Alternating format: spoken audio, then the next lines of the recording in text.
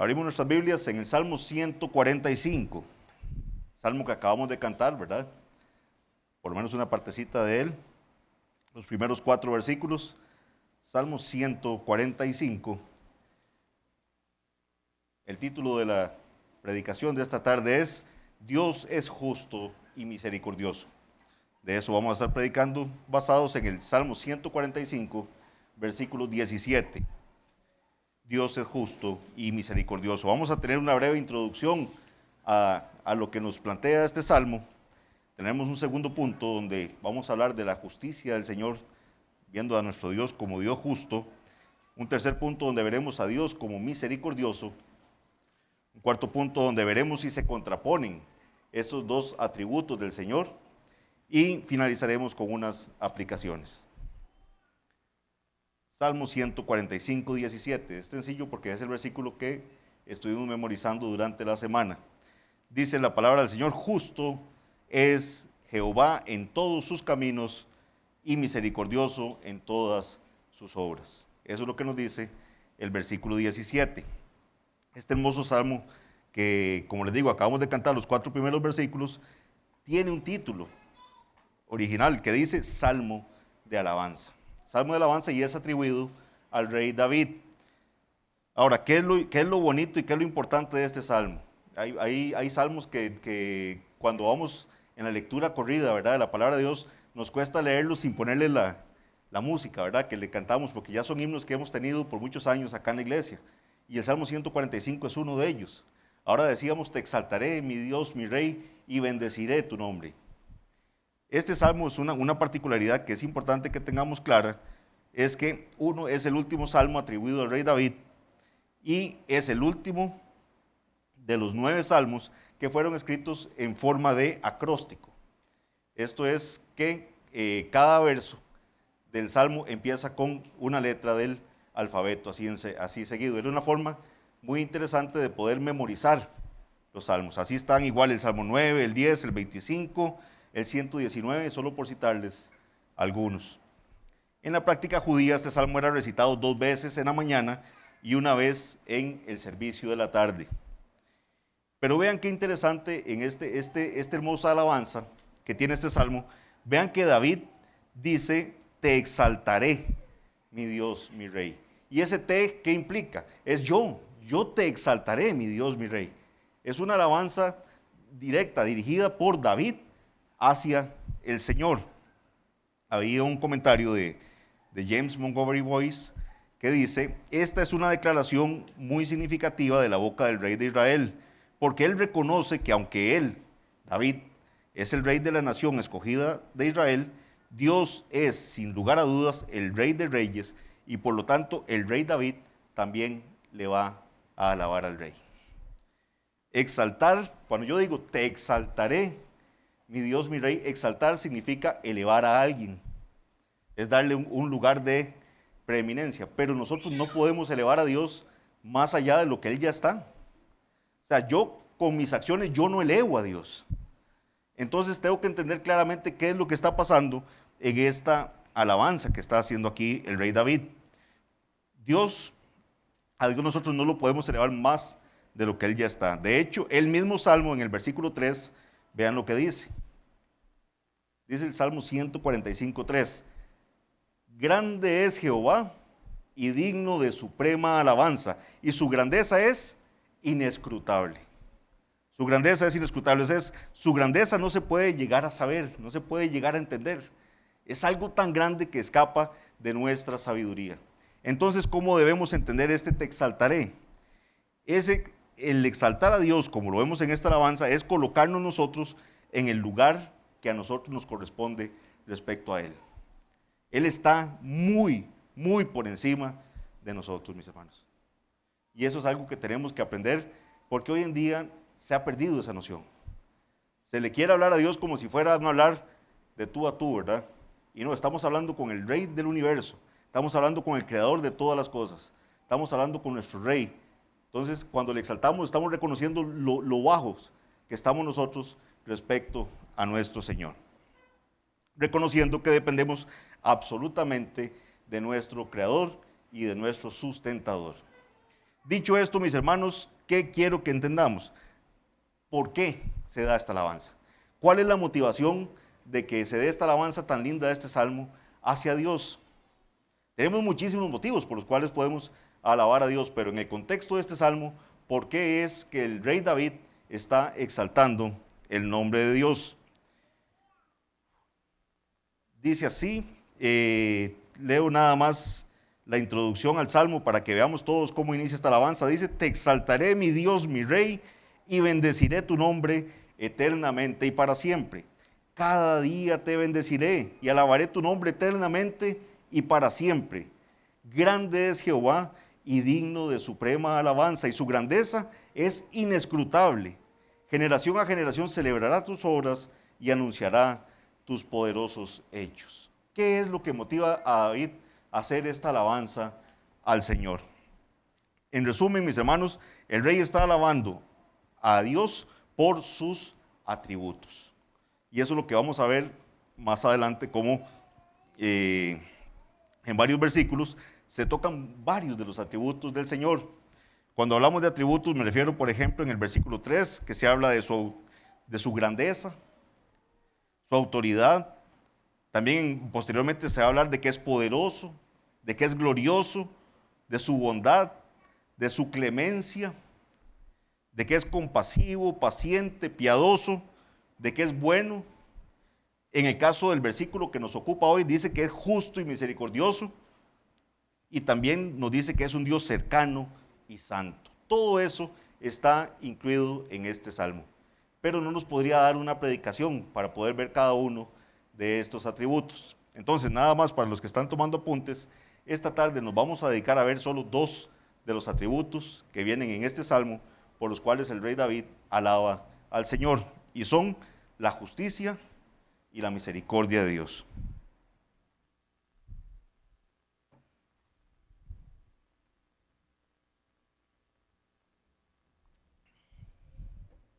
La justicia y la misericordia del Señor. Empecemos con la justicia de Dios. Jehová es justo. Dice la primera parte del versículo que el rey David alababa a Dios. ¿Por qué? Porque justo es Jehová en todos sus caminos. Justo es Jehová en todos sus caminos. Lamentablemente la justicia de Dios es uno de los atributos menos estudiados en la actualidad. A la gente no le gusta hablar de la justicia de Dios. Fuimos exhortados en la mañana en el mensaje de nuestro hermano Ronnie cómo nos recordaba el caso de Félix, ¿verdad? En el libro de los Hechos. Cuando él lo llama a Pablo para escuchar qué es lo que Pablo predica, pero cuando Pablo empieza a predicar de la justicia de Dios, del juicio venidero, del dominio propio, ya no le gustó a Félix. Ya no es un mensaje agradable a sus oídos, entonces le dice que no, que mejor se vaya y que mejor continúen después. A la gente le gusta hablar solamente del amor de Dios, de su misericordia, de la grandeza del Señor, pero cuando se habla de la justicia, se entra en un desencanto. La palabra justo, como está ahí en el versículo, en el hebreo, tiene la connotación de alguien que es sin culpa. Alguien cuyo carácter y conducta son intachables. Eso es lo que significa justo. Alguien que su conducta es intachable. Y eso es lo mismo como nos define el mismo Moisés a Dios en Deuteronomio 32:4. Dice con respecto al Señor: Él es la roca cuya obra es perfecta, porque todos sus caminos son rectitud. Dios de verdad y sin ninguna iniquidad en Él. Es justo y recto. Esa es el referirnos a Dios como justo, es un sinónimo de rectitud. Tiene una conducta intachable. Esto también se ha conocido en los libros de teología como la justicia absoluta de Dios. La justicia absoluta, en virtud de la cual Dios es infinitamente justo en sí mismo. Entonces, cuando decimos que Dios es justo, estamos diciendo que Él siempre hace lo que es correcto. Siempre hace lo que es correcto, lo que debe hacerse y en forma consistente, sin parcialidad ni prejuicios. La palabra justo y la palabra recto, tanto en el Nuevo Testamento como en el Antiguo, son sinónimos. Justicia y rectitud van a significar prácticamente lo mismo. Ahora sí, Dios siempre actúa en forma recta. Cada uno de sus actos es consecuente con su carácter. Dios no se define con el término justo. O sea, yo no puedo definir a Dios porque le aplico un término justo que significa esto, entonces ahora sí defino cómo es Dios. No, Dios me define qué es el término justo. Ni tampoco vamos a establecer el estándar de rectitud de Dios, sino que Dios es quien establece ese estándar de rectitud. ¿Me entienden? O sea, Dios aquí es el que me da el estándar que yo debo seguir. ¿Qué significa rectitud? ¿Qué significa justicia? Es así como nuestro Dios justo, que es el gobernante de buenos y malos, ha dispuesto una ley justa. Entonces, el Dios justo, el Dios que es recto, Él hace una ley, y esa ley se la da a los hombres, y es una ley justa, una ley recta, con promesas de recompensa para el obediente y advertencias de castigo para el transgresor. A esto también es lo que se le conoce como justicia relativa. Entonces, la justicia absoluta que vimos es el carácter de Dios, esa intachabilidad del carácter de Dios. Y la justicia relativa va a ser esa ley que el Señor da y la reacción del Señor con respecto al quebrantamiento de esa ley justa que Él dio. Él se mantiene en contra de toda violación de su ley justa y deja ver en todo sentido que Él es santo. A esta rectitud es a la que en forma particular se le aplica el término justicia. ¿Por qué les digo esto? Porque cuando hablamos de Dios como justo, nos referimos a su carácter, a sus atributos, a su rectitud, a su intachabilidad. Pero cuando hablamos de justicia, estamos hablando de esa manifestación de Dios para con los hombres por el rechazo a su ley justa. Espero que quede claro esa distinción, ¿verdad? Porque es un poquito técnica. Se los voy a tratar de explicar con una definición. Casualmente ahora antes de que comenzara el culto hablaba con la hermana Milena también, que es, el Señor nos dio la bendición de ser abogados a ambos, y recordábamos tiempos de estudiantes, que le tocaba a uno estudiar un montón de definiciones respecto a la justicia. ¿Cómo se define la justicia? Entonces recuerdo una de las tantas definiciones en la época de la universidad que la dio un jurista en el siglo III que se llamaba Ulpiano. Y Ulpiano decía que la justicia es la constante y perpetua voluntad de dar a cada cual lo que le corresponde. Entonces, repito, justicia es la constante y perpetua voluntad de dar a cada cual lo que le corresponde. Entonces, Dios actúa justamente y actúa en justicia cuando da al hombre lo que al hombre le corresponde. Y si el Señor fue quien fijó las reglas de acuerdo con su ley, de qué es justicia y qué es justo, qué es lo que le corresponde al hombre. Por eso es que entendemos, como dice la palabra, es por cuanto todos pecaron, están destituidos de la gloria de Dios. Entonces, lo que nosotros merecemos por haber quebrantado la ley de Dios es la muerte. Es lo único que nosotros merecemos. Hemos sido transgresores de la ley de Dios desde siempre. Hay ejemplos a montones en la palabra de Dios del Señor aplicando justicia, dándole a los hombres lo que le corresponde. Tenemos el caso de Adán y Eva en Edén. Son echados de Edén por haber desobedecido al Señor. El caso del mundo corrompido en la época de Noé, muere, ¿verdad? Ahogado por un diluvio. Tenemos el caso de Sodoma y Gomorra, ciudades destruidas por la maldad, por el pecado tan terrible que había en esas ciudades. Dios envía un castigo terrible y las destruye. Tenemos el caso de los egipcios, que son atormentados por las 10 plagas, por no querer dejar ir al pueblo de Israel a adorar a Dios.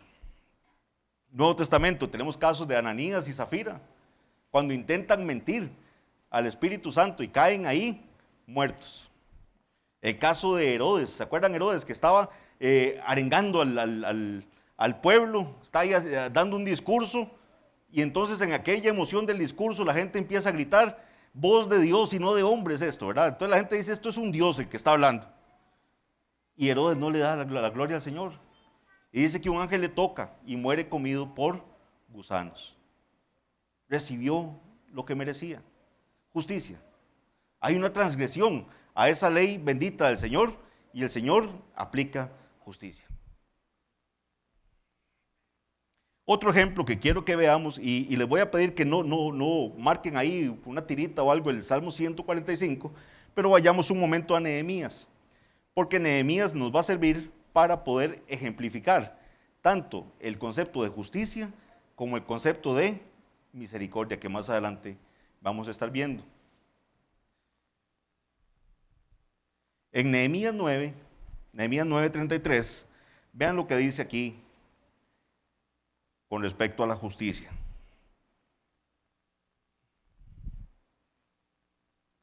Nehemías 9:33.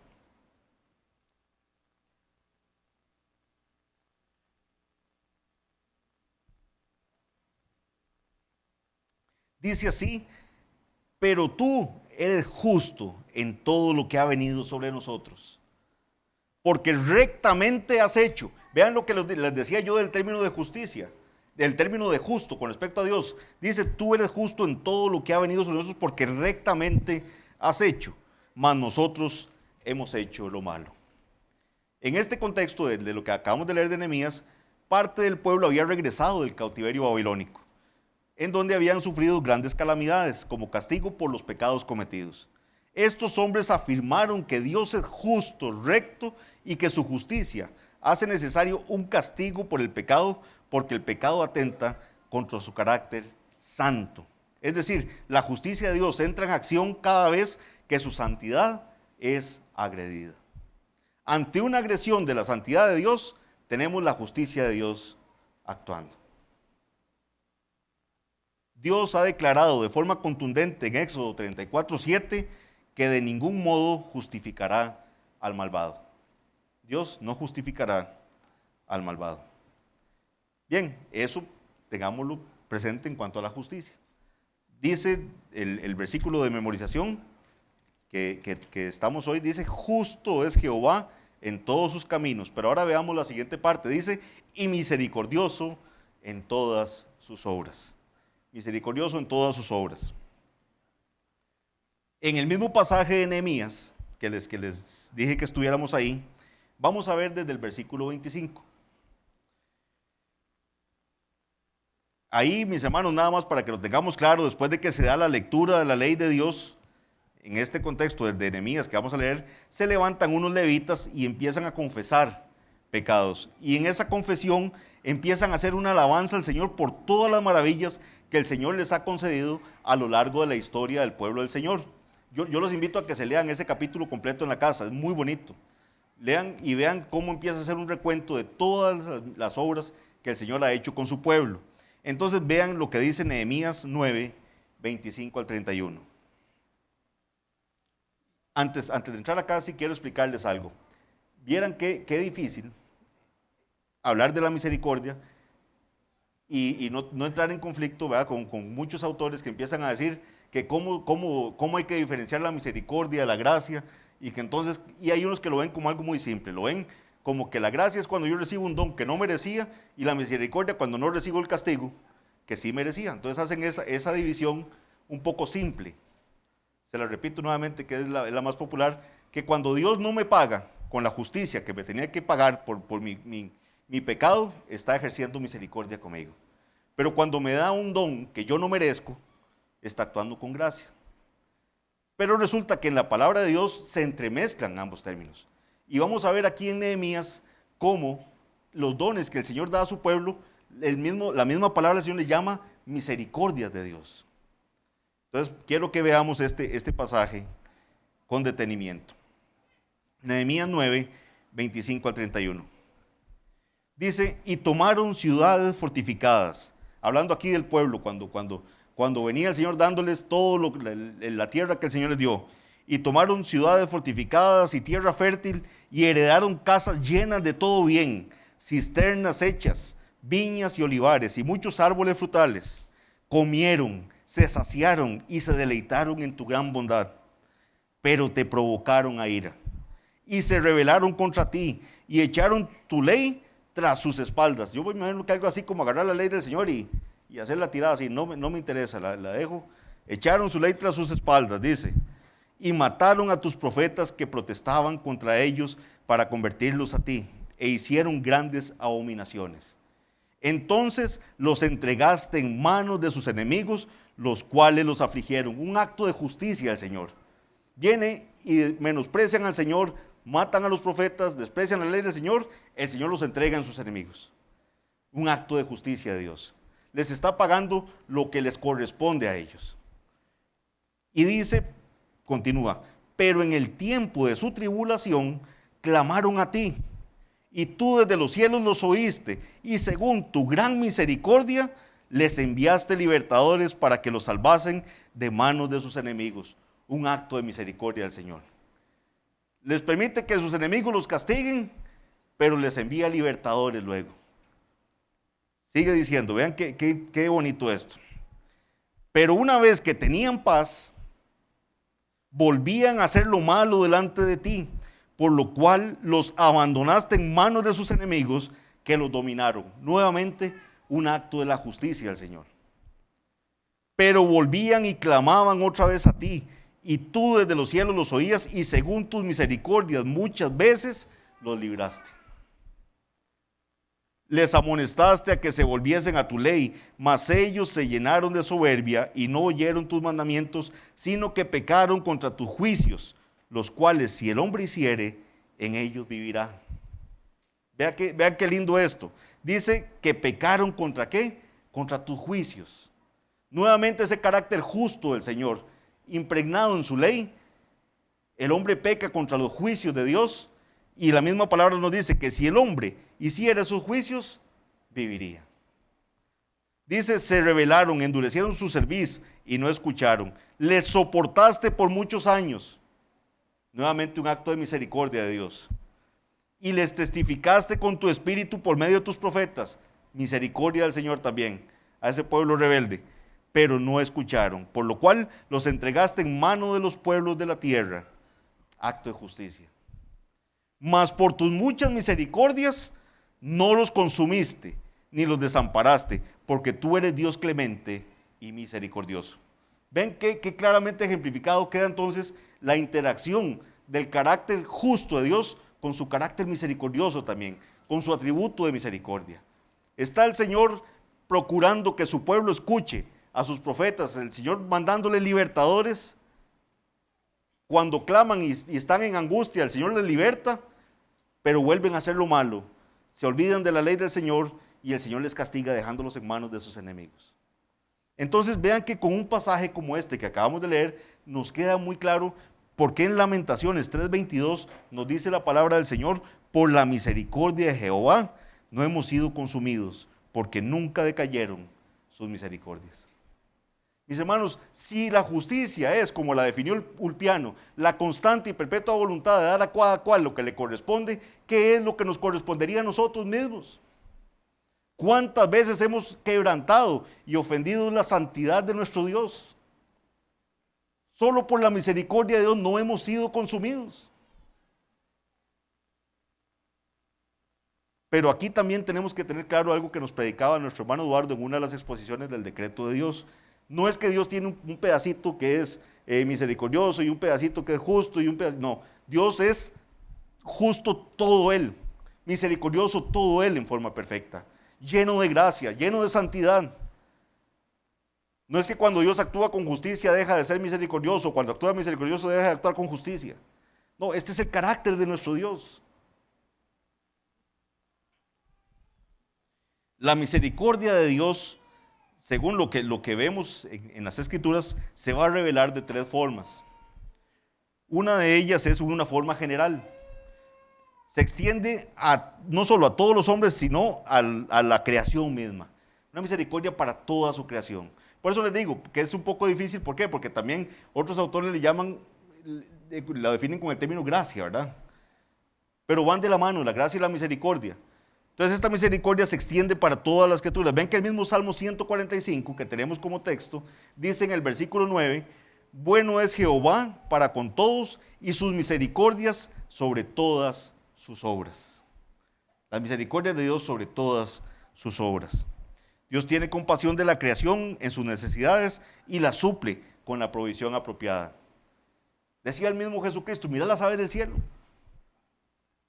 que no siembran ni guardan en graneros, y vuestro Padre Celestial las alimenta. Hay una misericordia especial que Dios ejerce con los hombres en general, ayudándoles, socorriéndoles a pesar de sus pecados, les da lo que necesitan. Dice Mateo 5:45 que Él hace que su sol salga sobre justos e injustos. O sea, no es que Dios va a decir, mire, es que el sol va a calentar solo a mis elegidos, solo a mis ovejas, el resto no. Él hace salir su sol porque es el sol de nuestro Dios. Él hace salir su sol sobre justos e injustos y hace que llueva, perdón, hace salir su sol sobre malos y buenos y hace que llueva sobre justos e injustos. Pero tenemos una misericordia soberana, que es el tercer tipo de misericordia que vemos, que esa está reservada únicamente para los herederos de la salvación. Es una misericordia que el Señor tiene, la cual es recibida únicamente por gracia. Esa misericordia que el Señor tiene para con a los que Él desde antes conoció y que los salva únicamente por gracia. Nada más para que lo tengan ahí como un apunte, misericordia, la etimología de la palabra misericordia viene de miser, que es, digamos, que refiere a la miseria en la que puede estar una persona, y cordia, que tiene que ver con corazón. Entonces, todo esto de cuando uno dice ataque cardíaco, entonces es de cordia, ¿verdad? Entonces tiene que ver con corazón. Entonces es ese sentimiento que en buena teoría se provoca cuando yo veo la miseria de alguien más, que es diferente a la lástima, ¿verdad? Que si yo veo algo y, mira qué lástima, tal cosa, y nada más pasé de largo y no tuve ninguna acción para con aquella situación que estaba pasando aquella persona que está en desgracia. La misericordia me mueve a tratar de hacer algo por esa persona que está en una situación de miseria. Pero eso es nada más ahí como un paréntesis. Ahora bien, algo que tenemos que tener claro es que aunque el Señor tiene misericordias para con los impíos, porque ya lo vimos que Él hace salir su sol sobre buenos y malos, esas misericordias son de carácter temporal. Son de carácter temporal, es decir, se van a limitar estrictamente a este mundo. Son misericordias que Dios va a tener con esa persona por lo que dure la vida de esa persona aquí en la tierra. La misericordia no se va a extender para ellos más allá de la tumba. También es muy importante que entendamos que Dios ejerce su misericordia basándose únicamente en su voluntad soberana. Esto es así porque no hay nada ajeno a sí mismo que obligue a Dios a actuar de una forma u otra. Si hubiese algo, ese algo sería supremo y dejaría de ser Dios. ¿Qué quiero decir con esto? Hoy por hoy circulan una serie de pésimas enseñanzas donde cree la gente que puede obligar a Dios a realizar ciertos actos o a tener misericordia. Que si yo declaro, yo decreto, yo pataleo, yo hago aquí un montón de cosas, yo voy a obligar a que Dios actúe de determinada forma. Y mis hermanos, el actuar de Dios misericordioso depende única y exclusivamente de su voluntad. Nada más por el puro afecto de su voluntad, Él va a tener o no va a tener misericordia. Dios lo afirma categóricamente en Romanos 9, 15, 16, ¿verdad? Es un versículo que todos conocemos bastante, un pasaje que conocemos, dice, pues a Moisés dice, tendré misericordia del que yo tenga misericordia y me compadeceré del que yo me compadezca. Así que no depende del que quiere ni del que corre, sino de Dios que tiene misericordia. En otras palabras, mis hermanos, usted puede patalear lo que usted quiera, que si Dios no le place tener misericordia para determinada circunstancia, no va a ocurrir. Ni vamos a poder hacer absolutamente nada para obligar a Dios a tener misericordia. Él es misericordioso porque Él es. Punto. No hay nada en nosotros ni fuera de Él que le pueda obligar a actuar de una determinada forma. No es la desdicha de los seres humanos, porque si fuera la desdicha de los seres humanos hay un montón de gente desdichada en este mundo y la sigue habiendo. No hay nada ajeno a Él que le pueda influir para tener misericordia. Mucho menos podemos pensar en que los méritos del hombre puedan influir en que Dios tenga misericordia, porque no los hay.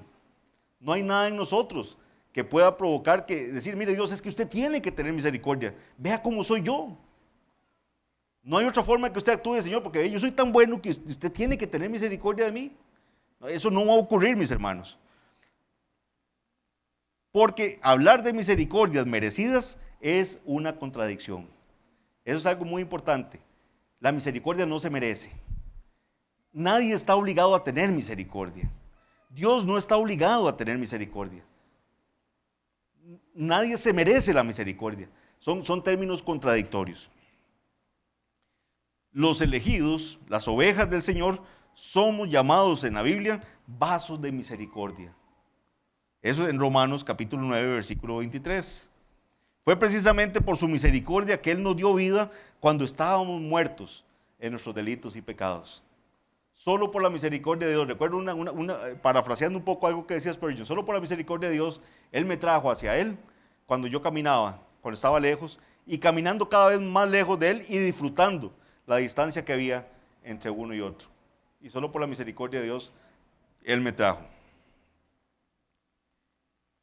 Dice, cantábamos ahora, pues el mismo amor que el manjar sirvió dulcemente a entrar, me llevó. Entonces vean que esa es la misericordia del Señor.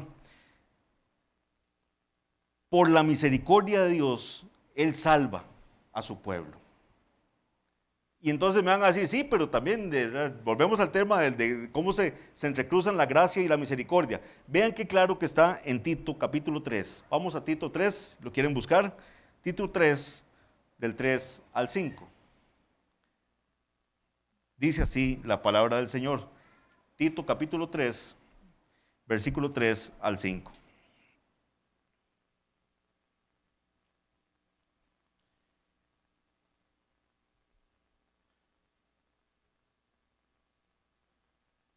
Dice así, porque nosotros también éramos en otro tiempo insensatos, rebeldes, extraviados, esclavos de concupiscencias. Concupiscencias son esos deseos desordenados que salen de nuestra propia naturaleza.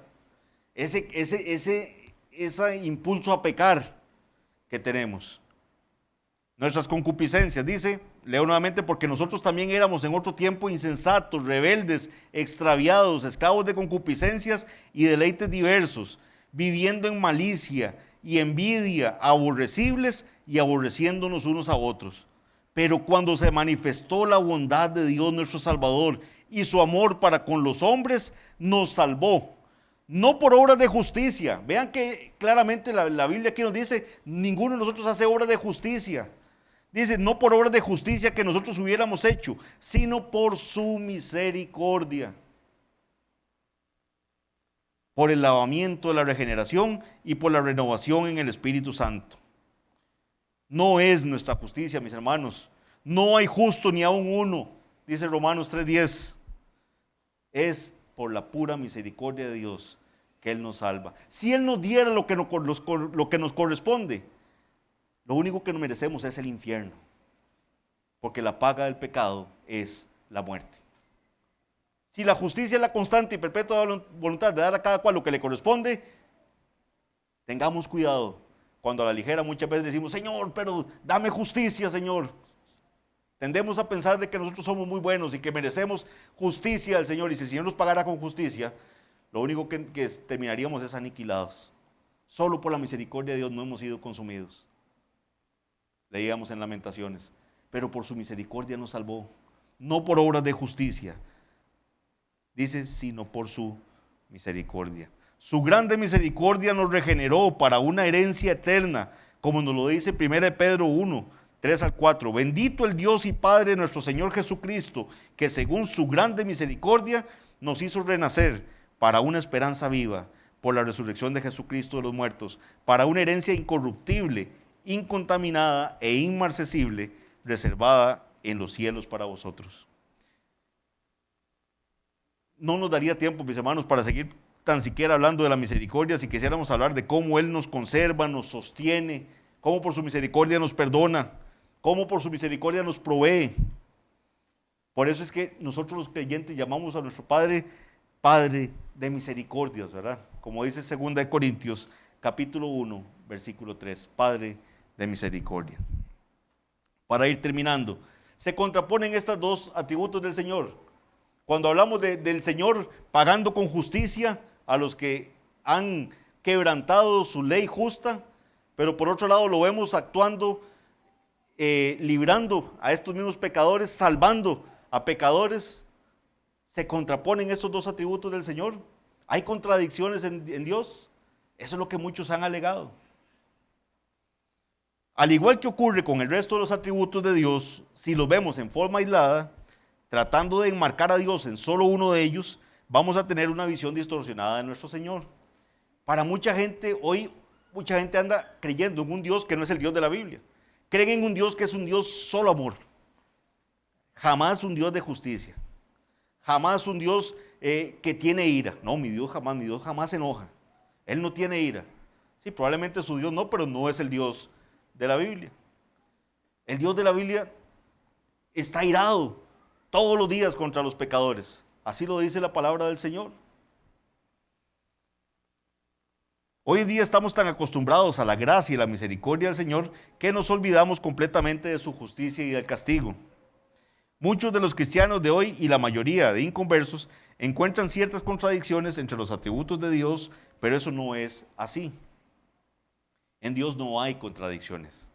Es simplemente que a muchos les molesta hablar de justicia, ira, soberanía, porque la imagen de Dios que tienen está completamente alejada de la verdad de las Escrituras. Si la gente no lee la palabra de Dios, no van a conocer cómo es Dios. O sea, si el Dios en el cual yo creo es el que yo me imagino, yo me imagino que mi Dios es así. Es que mi Dios es solo de esta forma. Usted probablemente lo que se creó es un ídolo y está siguiendo un ídolo, pero no al Dios de la Biblia. Qué inútil resulta la falsa esperanza de los impíos, quienes a pesar de su desinterés por Dios, están atenidos a que Él va a ser tan misericordioso. Estoy seguro de que muchos acá hemos escuchado a personas decir que no creen que Dios mande a nadie al infierno. No, ¿cómo? Jamás. Dios es amor. Dios no va a mandar a nadie al infierno. Porque es demasiado bueno. Es muy misericordioso. Recuerden que hace unos días fuimos exhortados en la exposición del libro de Sofonías por el hermano Ronnie. Él nos ponía un ejemplo. ¿Se acuerdan del ejemplo de Mesías, verdad? Que era el profesor de francés. Que era tan bueno, ¿verdad? Y que al final todos pasaban el curso porque el profesor era muy bueno. Iban mal, iban arrastrando ahí, pero entonces él llegaba y hacía algunas cosas y ya todos pasaban el curso. Y entonces muchos tienen una idea de Dios así. No, Dios es tan bueno que Él no va a actuar. Leíamos en Sofonías hoy que el pueblo decía, Dios no va a hacer ni bien ni mal. Están ahí asentados como los restos estos que quedan en el vino, asentados en la botella y al final, Dios no va a hacer nada, Dios no va a hacer ni bien ni mal. Entonces están atenidos a esa idea de Dios que tienen y todos vimos cómo el juicio de Dios sí cayó sobre el pueblo y juicio que había sido advertido. Viene el día de Jehová. Vivimos en una época en donde muchos están predicando sobre lo increíble que es el amor de Dios y la misericordia que Él tiene con los pecadores. Y eso está bien. Pero esa sola es una cara de la moneda. Falta decir que Dios es justo y está airado con el impío todos los días. Salmo 7:11. Si no me creen lo que acabo de decir, búsquenlo en su Biblia y va a ver cómo dice que Dios está airado con los pecadores todos los días. La justicia de Dios requiere que haya que pagar un precio por el pecado. Tenemos al Dios justo, que es la rectitud. O sea, es la imagen de la rectitud. No hay forma de definirlo. O sea, él es más bien el que le da significado al término rectitud. Dios es justo y Él impregna esa justicia en su ley. Entonces, ese quebrantamiento de su ley requiere un castigo, merece un castigo, porque esa es su justicia. Sin embargo, Dios en su misericordia desea que sus ovejas estén en comunión con Él. El ofrecimiento de Jesucristo como expiación por el pecado muestra que la justicia y la misericordia de Dios se han mantenido unidas. Cristo es quien perfectamente une la misericordia y la justicia con su sacrificio expiatorio y sustitutivo por nuestros pecados. Entendido esto, podemos afirmar que no hay ninguna incongruencia entre la justicia y la misericordia, tal y como lo vemos en el Salmo 136:15. Vean, el Salmo 136:15 dice que Dios arrojó a Faraón y a su ejército en el mar Rojo porque para siempre es su misericordia. Entonces, ¿cómo decimos eso? Dios arrojó a Faraón y a su ejército en el mar Rojo porque para siempre es su misericordia. Entonces, fue un acto de justicia sobre Faraón y los suyos. Le pagó conforme a lo que merecían. Pero para los israelitas fue un acto de misericordia. Tenemos a Dios en una misma actuación mostrando sus dos atributos, justicia y misericordia. En ninguno de los dos casos hubo injusticia de parte de Dios. Dios no actúa injustamente. El pecador que es condenado y que va al infierno, lo que recibe es justicia. El pecador que por la misericordia de Dios es salvado, lo que recibió fue misericordia. Porque igual que el otro merecía ir al infierno, pero el Señor, por el puro efecto de su voluntad, le salvó. No porque tuviera algo mejor que el otro. Mis hermanos, y es que ahí es donde tenemos que caer humillados. Si el Señor nos salvó, hoy por hoy, caigamos de rodillas, mis hermanos, porque no teníamos nada diferente al montón de pecadores que están ahí afuera. Igual no queríamos buscar del Señor. Igual no queríamos que nos hablaran nada de Dios. Y es su Santo Espíritu el que nos tiene hoy por hoy oyendo aquí la palabra del Señor. Y es por su misericordia nada más. Los hombres han fracasado en vivir el estándar de justicia establecido por la ley. Romanos 3, 9, 20, eso lo pueden ver en sus casas. Dios es justo al condenar a todos los hombres a la muerte, pues todos sin excepción han pecado y están destituidos de la gloria de Dios. Eso no lo dice Romanos 3, 23, por cuanto todos pecaron, están destituidos de la gloria de Dios. Todos los hombres merecen la muerte, debido a que la paga del pecado es la muerte. Dios es justo al condenar a los impíos. Nadie se va a ir al infierno injustamente. Dios también es justo y misericordioso cuando salva a pecadores. Como lo expresa Pablo, Él es justo y el que justifica al que es de la fe de Jesús. Eso en Romanos 3:26. ¿Cómo pasa esto? Dios es justo porque su ira justa ha sido satisfecha. La ira que el Señor sentía sobre los pecadores que Él salvó, ya fue satisfecha. ¿Por quién? Por Cristo. Cristo en la cruz del Calvario recibió la ira del Padre que le correspondía a cada uno de los que el Señor salvó enfrentar ante Él. El pecado, el quebrantamiento de la ley justa de Dios que yo hice, al Señor, al salvarme a mí, esa ira que tenía que caer sobre mí, cayó sobre Cristo. Y ahí, mis hermanos, es donde tenemos que tener claridad de por qué es importante entender qué fue lo que pasó en la cruz del Calvario. Mucha gente se niega a pensar y a creer que el castigo de Dios cayó sobre Él. Pese a que la Biblia lo dice así literalmente, el castigo de Él cayó sobre Él y por su llaga fuimos nosotros curados. El castigo por las transgresiones que nosotros habíamos cometido y hemos cometido y estaremos cometiendo, cayó sobre nuestro Cristo.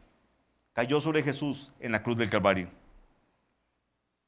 No es como muchos creen que Dios rebajó los estándares, ¿verdad? Entonces ahora es más sencillo. Antes era la ley en el Antiguo Testamento, en cambio ahora es la gracia, ¿verdad? Entonces la gente cree que Dios bajó los estándares y que ahora entonces sí podemos ser salvos más fácilmente. No.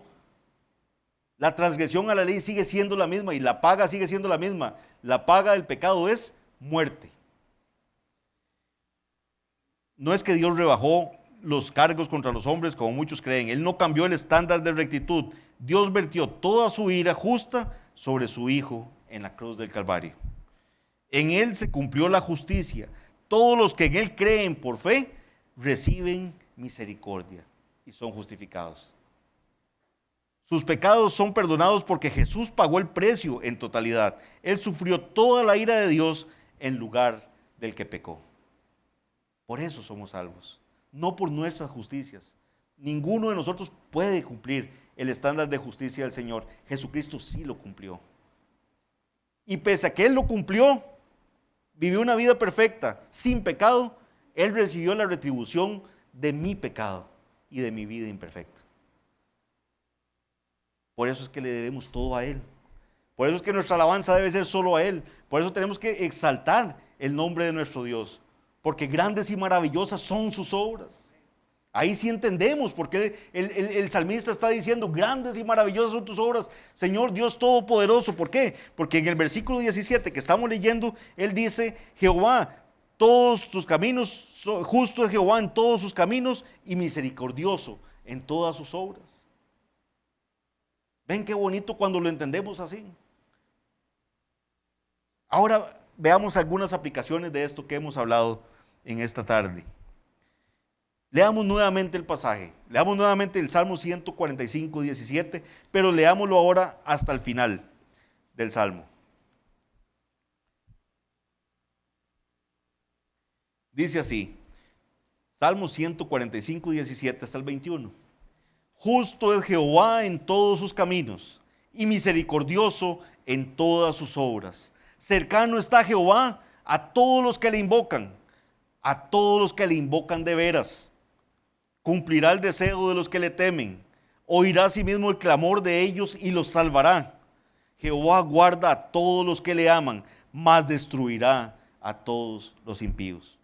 La alabanza de Jehová proclamará mi boca, y todos bendigan su santo nombre eternamente y para siempre. Justo es Jehová en todos sus caminos y misericordioso en todas sus obras. Vemos aquí claramente la interacción de la misericordia y la justicia de Dios. Él oye el clamor, dice, de los que le invocan, pero ¿cuáles que le invocan? Los que le invocan de veras, dice ahí el Salmo 145. Yo no sé si notaron eso. Vean que dice, nuevamente, dice el 19,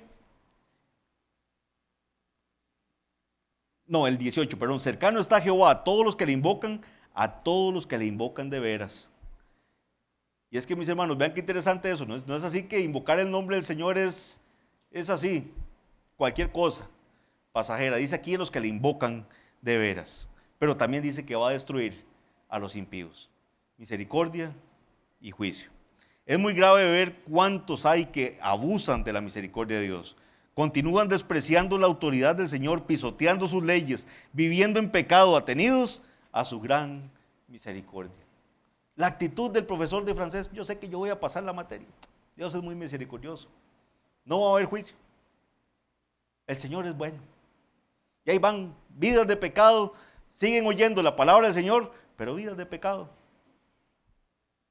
Sin embargo, Dios no será injusto para consigo mismo. Él no muestra misericordia para el impenitente.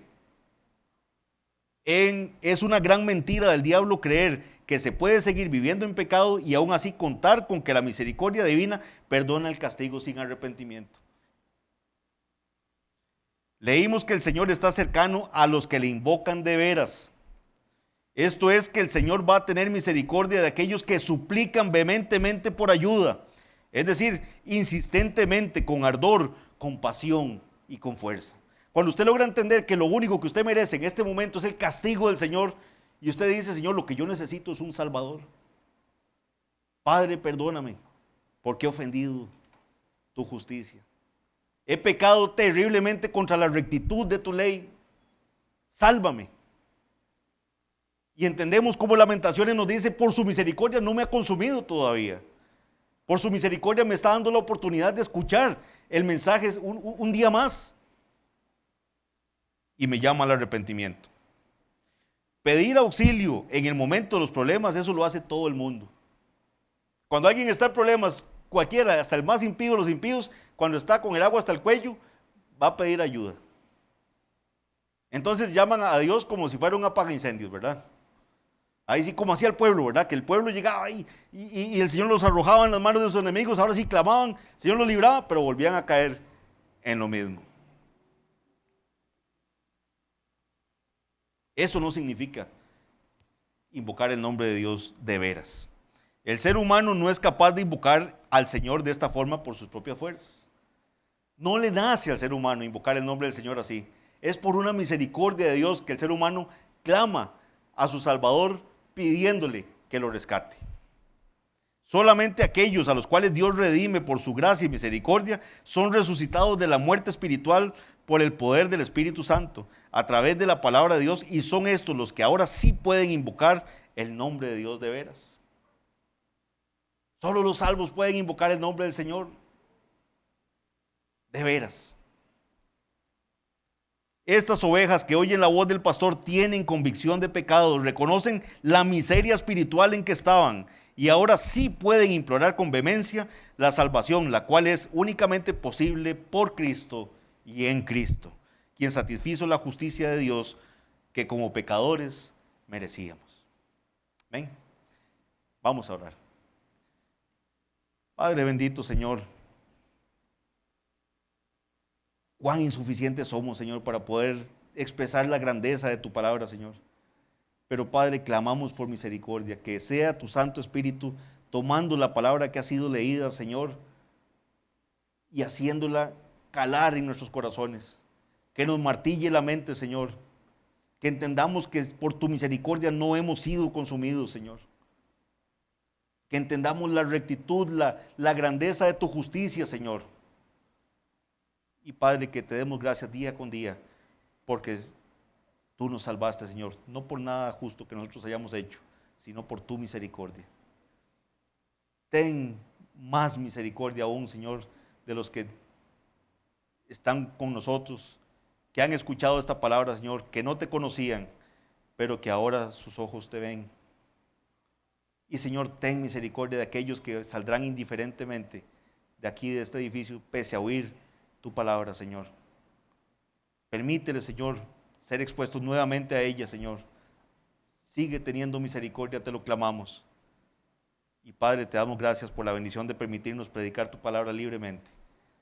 Que la honra y la gloria sean solo para ti, en el nombre de Jesús. Amén.